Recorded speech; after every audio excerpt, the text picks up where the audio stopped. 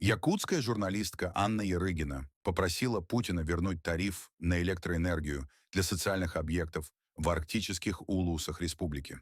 Хотя бы чуть-чуть его компенсировать, потому что он повысился в 10 раз за последние 4 года. У нас в Якутской Арктике тариф на электричество для больниц, школ и других социальных учреждений увеличился в 10 раз за последние 4 года. С 5 рублей до 50 рублей за киловатт-часов. Конечно, это колоссальная нагрузка. При этом остается высоким уровень аварийности. А вы знаете, что у нас на севере и в Арктике авария — это сродни катастрофе. И такая вот просьба: возможно ли нам вернуть дальневосточную надбавку взамен той, что существует сегодня в урезанном виде хотя бы на территории Арктики? Путин на это ничего не ответил. Вместо этого он пустился в пространные объяснения и очередные похвалы. Какая же у нас развитая республика? Что касается энергетики, очень важный вопрос для северов, в целом для Якутии в частности.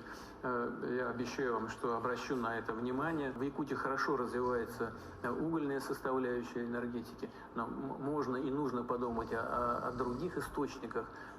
Такая работа идет, и это в том числе и по линии целевых городов, где должна создаваться инфраструктура соответствующая, и социальная, и экономическая.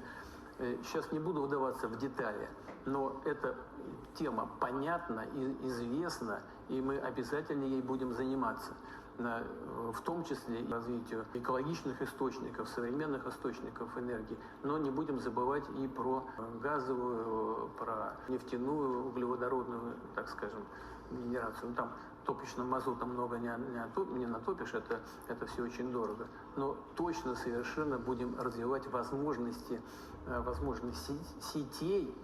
Сети нужно развивать, так и генерации. Обязательно этим будем заниматься. В Якутии очень важно, потому что это кладезь, на самом деле, полезных ископаемых. Там есть над чем работать, и составляющая энергетики тоже будет в центре нашего внимания. Не сомневайтесь. Ваш вопрос я отметил, и мы этим позанимаемся. Понятно, что деду плевать и на Арктику, и на республику в целом, и на ее жителей.